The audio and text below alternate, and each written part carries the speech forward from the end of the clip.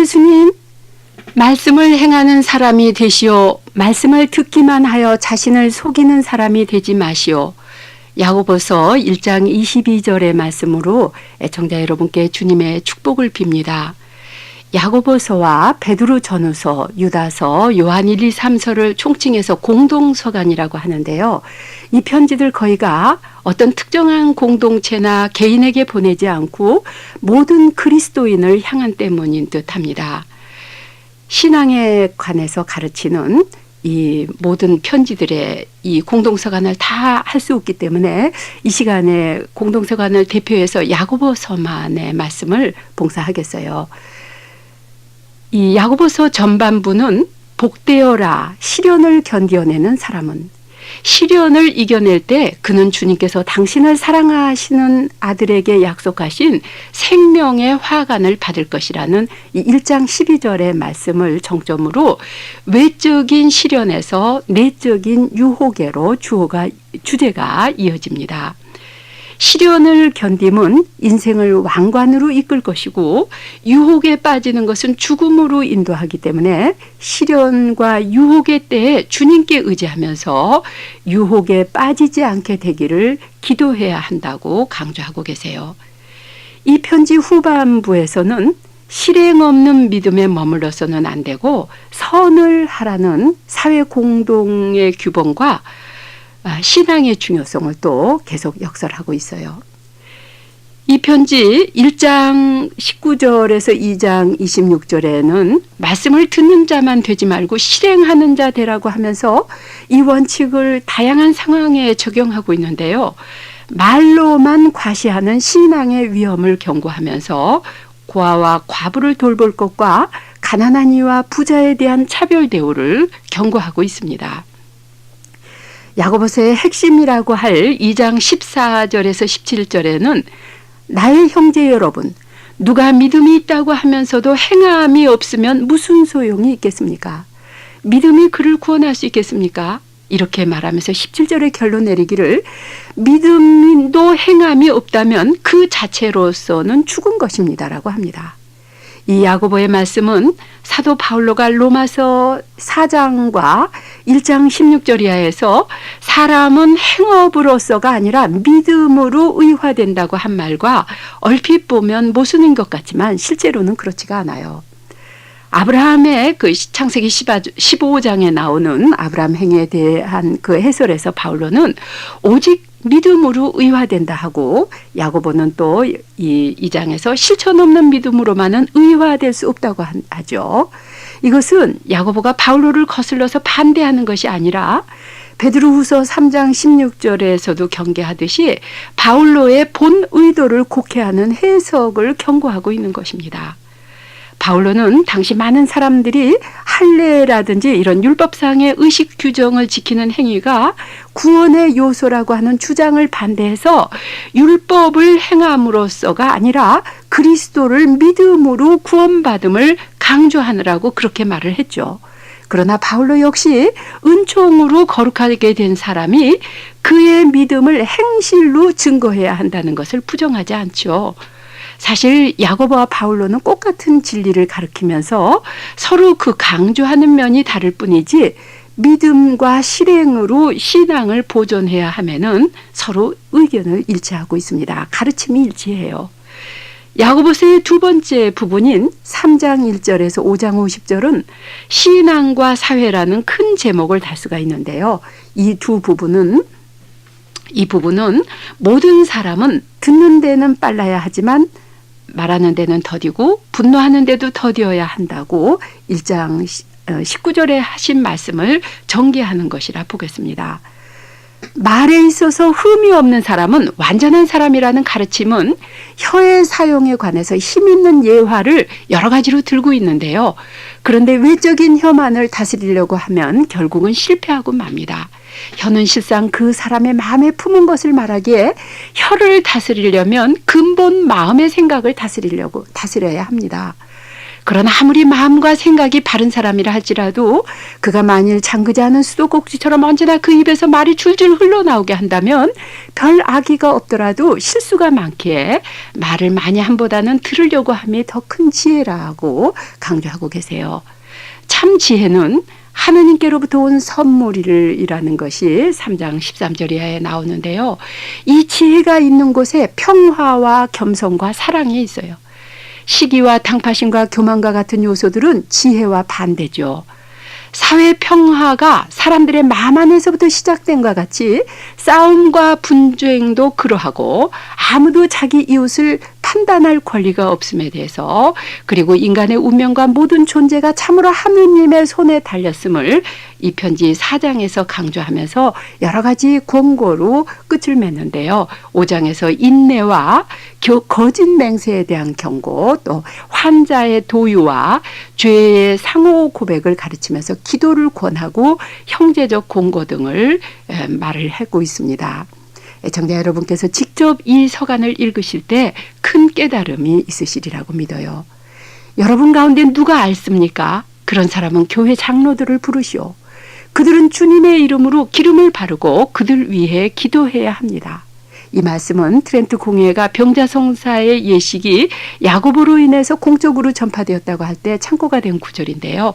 진실된 믿음은 고통과 병고의 시기에 기도의 능력을 체험하게 하죠. 이 편지는 죄와 죄인이라는 새로운 명제를 제시하면서 생활한 신앙은 이웃의 구원에 관해 관심을 갖도록 하는데 아름다운 훈계로 끝을 맺고 있어요. 이 비슷한 사상이 베드로전서 4장 8절에 무엇보다도 너희 상호 간의 사랑이 지속되게 하라. 사랑은 많은 죄를 덮기 때문이라고 당부하십니다. 사랑의 주님, 저희 안에 당신의 말씀이 늘 머무르시어 저희의 말이 주님 생명의 말씀을 전달하는 진정한 말씀의 봉사자가 되게 하시며 모든 병자들, 특히 우리 가까운 사람들의 육체의 병고와 영적인 고뇌를 평안케 해주시고 저희에게 선종할 은혜를 주심으로 주님은 찬미 받으소서. 아멘.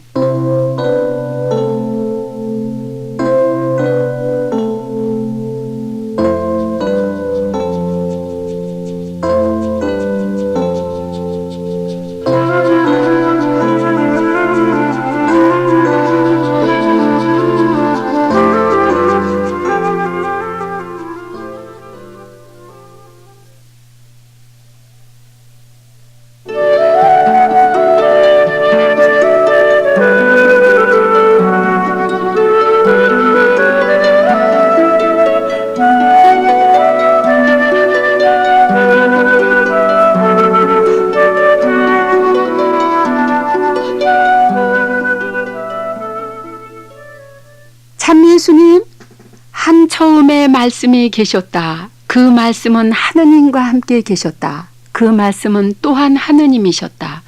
요한 1장 1절의 창가로 애청자 여러분께 영원하신 말씀의 축복을 빌면서 요한계 문헌과 요한복음 머릿말을 소개하겠습니다.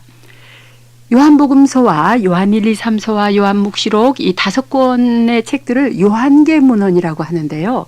이 문헌에 대한 입문과 본문 주해는 200주년 신학성서의 이영원 신부님의 요한복음서 역주에 참으로 잘 설명이 되어 있고요. 또 최근 성서와 함께서 펴낸 최안나 스피리타 수녀님의 요한복음 해설서는 요한복음의 예수님을 아주 잘 소개하고 있어요. 이 시간은 요한복음의 말씀을 직접 대면하면서 그 말씀 옆에 서서 생명 말씀의 극히 미수한 부분을 그저 소개하는 정도로 그치려고 합니다. 지금 저는 해를 설명하는 마음인데요. 해를 학문적으로 소개하려 하면 무척 어려워지죠.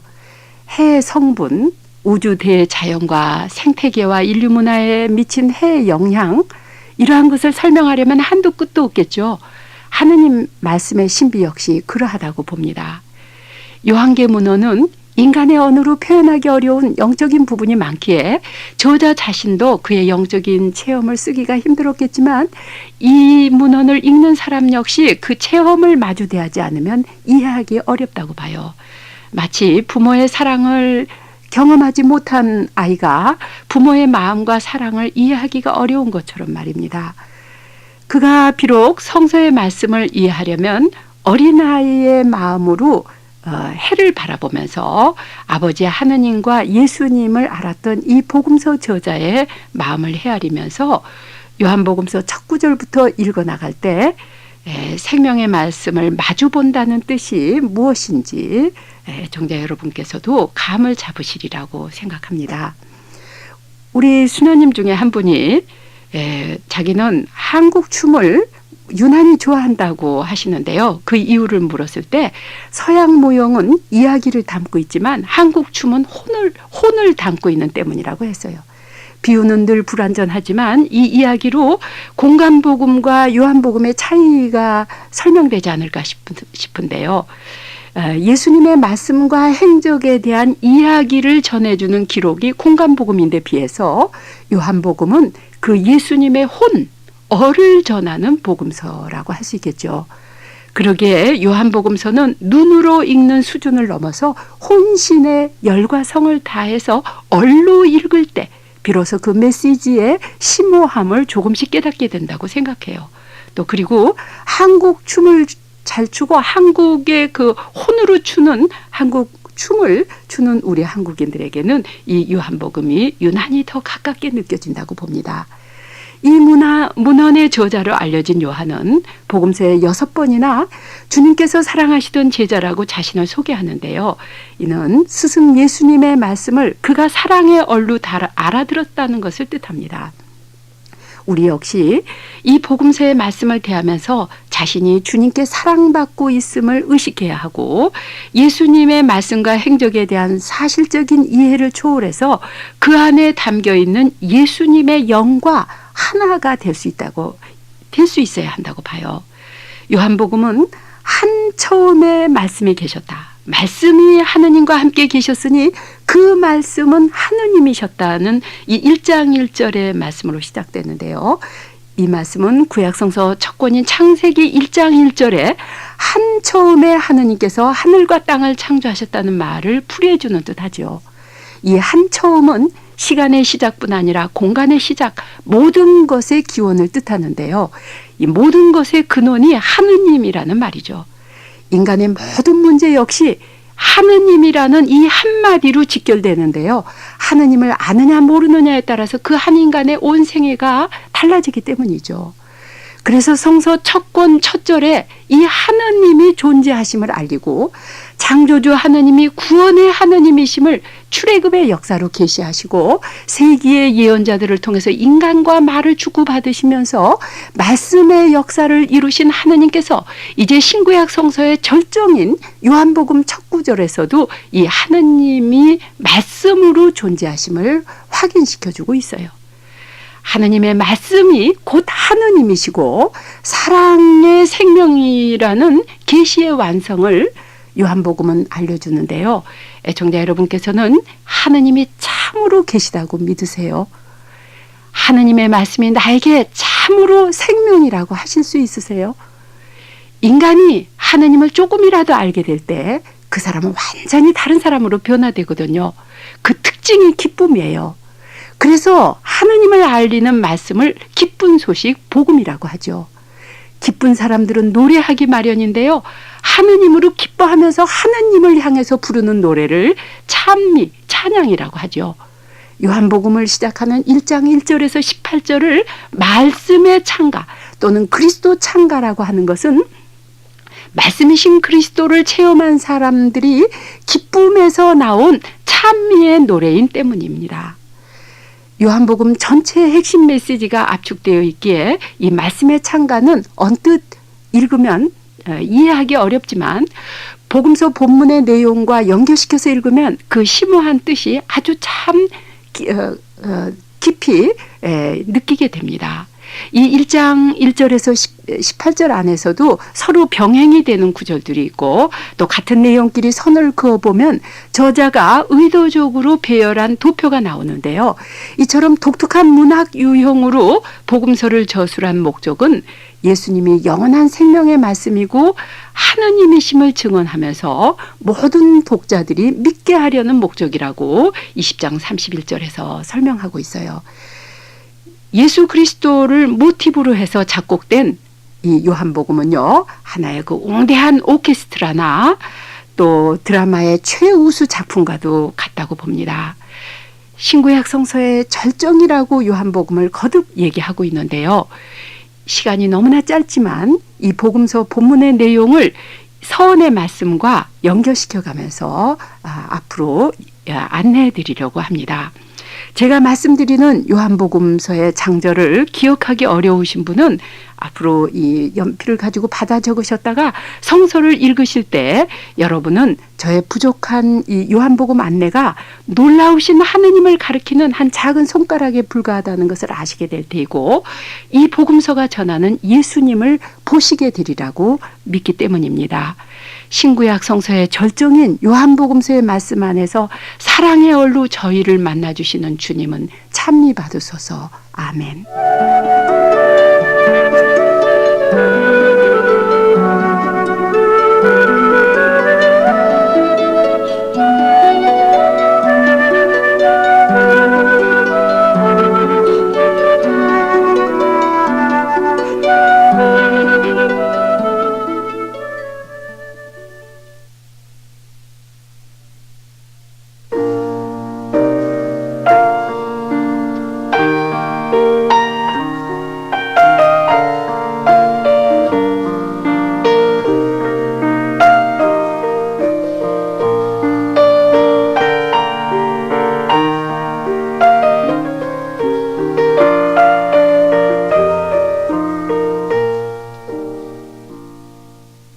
예수님, 그분 안에 생명이 있었다. 그 생명은 사람들이 빛이었다. 빛이 어둠 속에 비치고 있다.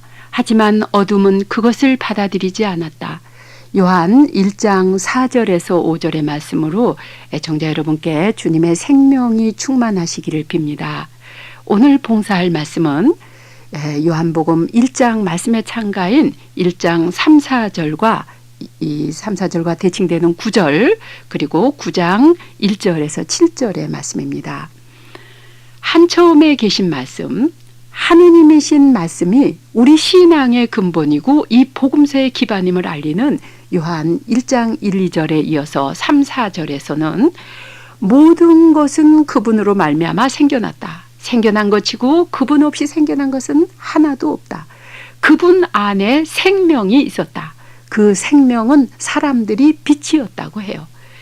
이 말씀과 병행되는 9절에서는 말씀이 참된 빛이셨으니 그 빛이 세상에 오시어 모든 사람을 비추고 있다고 해요.